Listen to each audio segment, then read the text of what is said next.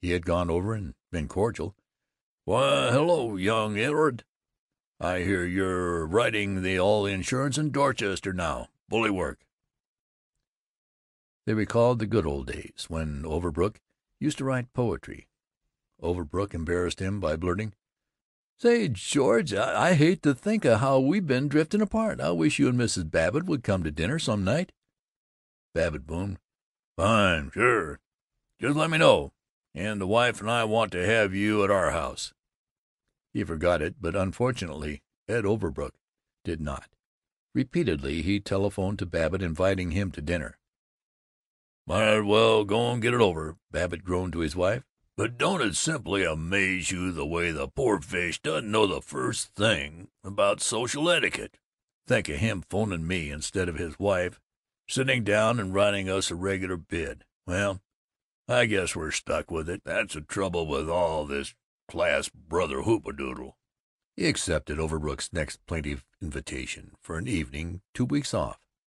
A dinner 2 weeks off. Even a family dinner never seems so appalling till the 2 weeks have astoundingly disappeared, and one comes dismayed to the ambushed hour.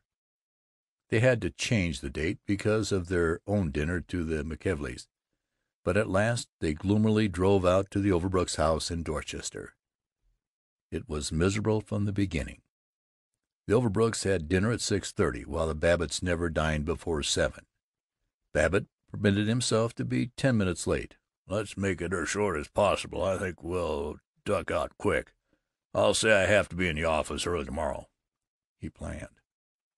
The Overbrook house was depressing. It was the second story of a wooden two-family dwelling, a place of baby carriages, old hats hung in the hall, cabbage smell, and a family Bible on the parlor table.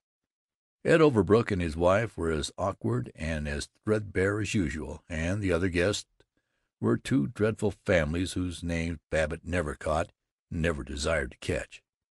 But he was touched and disconcerted by the tactless way in which Overbrook praised him. "We're mighty proud to have old George here tonight. Of course you've all read about his speeches and oratory in the papers, and the boy's good looking, too, eh? But what I always think of is back in college, and what a great old mixer he was, and one of the best swimmers in the class." Babbitt tried to be jovial. He worked at it, but he could find nothing to interest him in Overbrook's timorousness, the blankness of the other guests, or the drained stupidity of Mrs. Overbrook, with her spectacles, drab skin, and tight-drawn hair. He told his best Irish story, and it sank like soggy cake.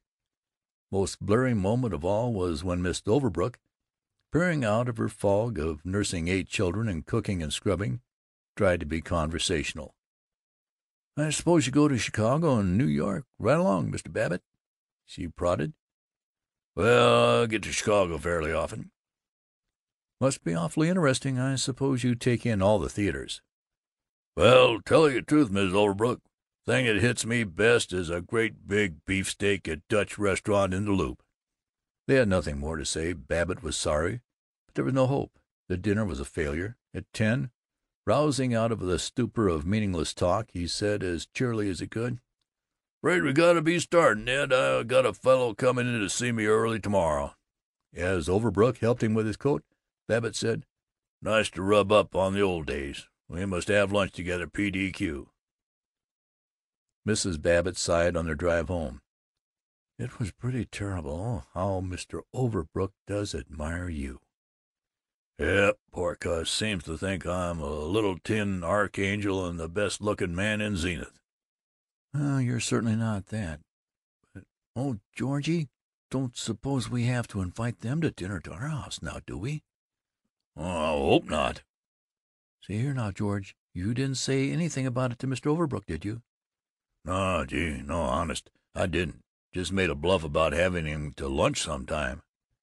"Well, oh dear, I don't want to hurt their feelings, but I don't see how I could stand another evening like this one. And suppose somebody like Dr. and Mrs. Angus came in when we had the Overbrooks there, and thought they were friends of ours."